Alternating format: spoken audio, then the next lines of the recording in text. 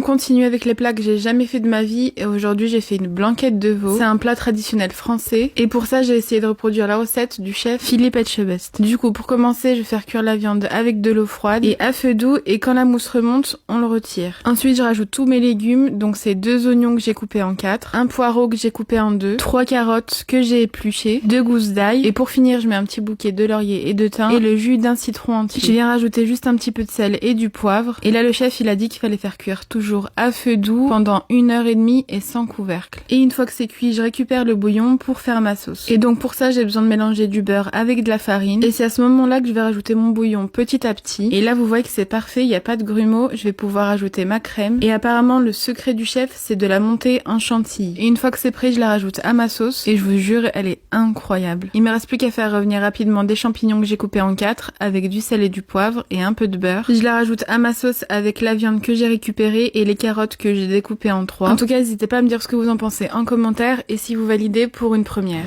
Ce qui est le patron. Et moi.